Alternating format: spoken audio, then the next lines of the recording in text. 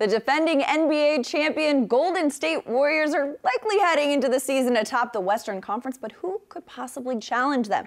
I'm Madelyn Burke here with SI's Ben Golliver here at the crossover to break down the Western Conference of the 2017-18 NBA season. Now, Ben, obviously the Warriors haven't lost any of their key players in the offseason. They looked like they were in stride during the playoffs, during the regular season last year, but who's the team that could possibly challenge them this upcoming year? Yeah, you really have to stretch to make an argument to say it's going to be anybody but Golden State, because they had a great summer. They filled out their bench. They got a bunch of new veteran additions, guys who really make sense, like Nick Young and Omri Caspi. They're better than they were last year, and that's scary because they were really good. When I'm looking at teams, though, that could take a run at them, I got to give credit to Houston, because there's a sentiment out there that says some of these teams are scared off by Golden State. Like, they don't want to go for it. They want to wait the Warriors out. That's not Houston. Houston's saying, you know what? Blockbuster trade. Who cares? Let's do it. Let's bring in Chris Paul. We don't know if he's going to fit perfectly with James Harden. We're going to just figure it out, see how it goes. And I actually like the idea, at least the logic behind pairing these two stars together, because even though they both need the ball in their hands,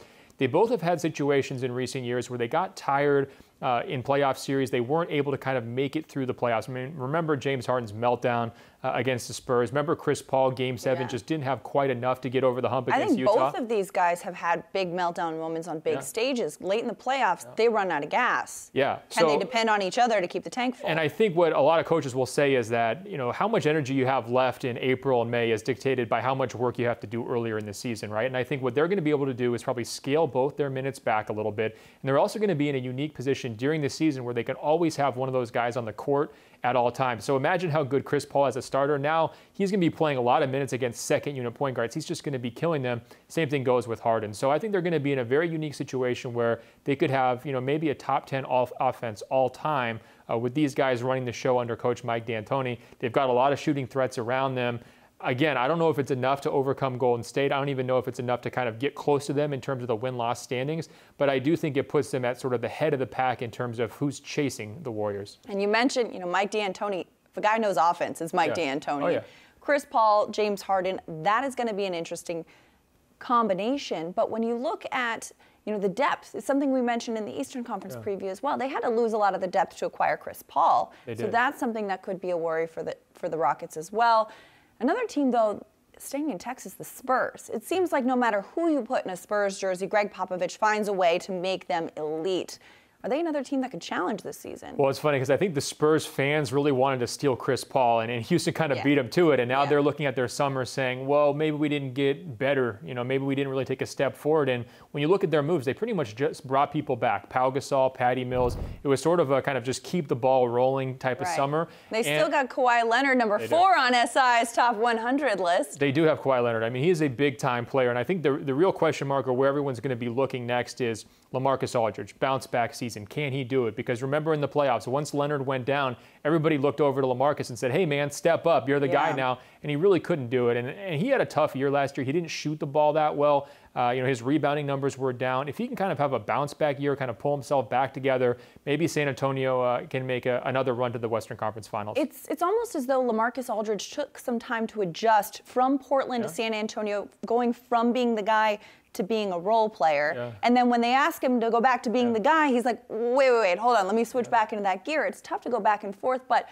I think now that he understands that role and that rhythm, this could be an easier season for him. Yeah, for sure. And I think one other thing that we should look at is coaching. I mean, the Spurs are always there. They're consistent year in and year out, largely because Popovich got a great defensive scheme and system, right? And he's turned LaMarcus Aldridge into a very talented defensive player. He's even gotten good minutes from guys like, you know, Pau Gasol and David Lee, stuff you never would have thought defensively at this point of their careers where they could really be getting it done, and they have. So to me, you know, when I'm looking at a Western Conference second-round matchup, maybe it's Houston versus San Antonio, as much as you love Houston's new star power and their high-powered offense like we mentioned earlier, you know, you always have that second thought of, you know, San Antonio is probably going to get this done. Popovich will probably find a way to get over the hump against these guys. But with as much as Houston gained by getting Chris Paul, the Clippers lost quite a bit. Are they going to fall out of that top 8, or how far will they fall? You know, I'm worried about them because it's just so many new pieces to throw together at once. There's a lot of pressure on Doc Rivers, and I hate to say hot seat.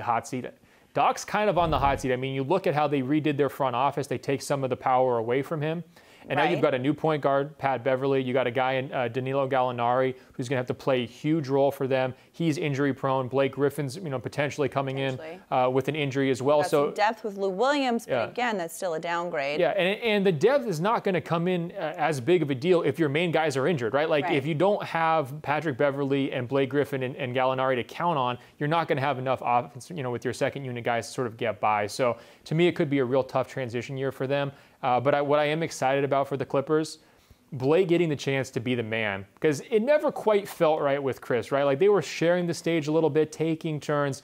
Now it's Blake's team. I really want to see him get healthy, get back out there, and then show that 2010 form that we remember from a few years ago. I mean, Blake's rookie season, Blake's second season, he was the man, but now he's developed more as a player.